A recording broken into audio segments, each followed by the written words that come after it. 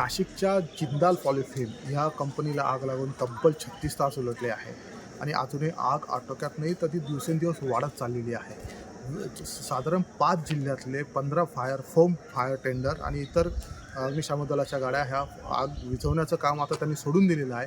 ते फक्त ज्या सेन्सिबल जागा आहेत, जसं बॉयलर आहे किंवा काही गॅसच्या केमिकलच्या टाक्या आहेत, त्याचं फक्त कूलिंगचं काम हे करत आहे. मात्र प्रशासनाने मोठ्या टाक्या असल्याने आग पसरतच जात असल्याने 3 किलोमीटरच्या जे जिल्हा प्रशासन आहे, आपत्ती व्यवस्थापन प्रशासन आहे, कंपनीच्या रेडियसमधल्या 3 किलोमीटरच्या आतमधले जेवढे गावं आहेत, हे सतर्कता म्हणून गावकऱ्यांना गाव खाली करायला लावलं आहे. जवळपास त्यांना थांबायला लावलं आहे. पुढचे काही तास ही कूलिंग प्रोसेस चालू आहे तोपर्यंत तर ठीक आहे. मात्र समजा कूलिंग प्रोसेसच्या इथं आग आली, ती आग आटोक्यात येत नाही आहे, तर जे गॅस आहे, गॅसच्या टाक्या, केमिकलच्या टाक्या यांचा ब्लास्ट स्फोट होण्याची शक्यता असल्यामुळे खूप आजूबाजूचा परिसर आहे त्यांना धोका पोहोचू शकतो.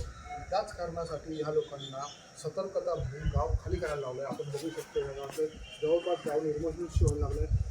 जवळपास सर्वच घरांना लॉक दिसतंय. काही तरुण मंडळी गावात थांबली आहे, काही लोक अजूनही जात आहेत. गाव मात्र निर्मनुष्य झालेलं आहे. प्रत्येक घराला जसं कोरोनामध्ये अवस्था होती असं निर्मनुष्य असं गाव हे झालेलं आहे असं आपल्याला दिसतंय. आपण जेव्हा जिल्हा प्रशासनाचा संपर्क साधला सतर्कता म्हणून आणि 3 किलोमीटरच्या रेडियसमधले गावं हे खाली करायला लावले आहे. बाकी 15 किलोमीटरमध्ये याचा इम्पॅक्ट चालू शकतो अशी शक्यता आहे. त्या शकते मात्र 3च गावं हे खाली करावे असे ठरवलेलं आहे. अजून याबाबत अधिकृत आदेश जरी आलेला नसला तरी पोलिसांनी प्रिकॉशन म्हणून सर्व गावांमध्ये हा संदेश दिलेला आहे आणि लोकांनी तातडीने गाव खाली करायला सुरुवात केलेली आहे. प्रवीण ठाकरे, मुंबई तक.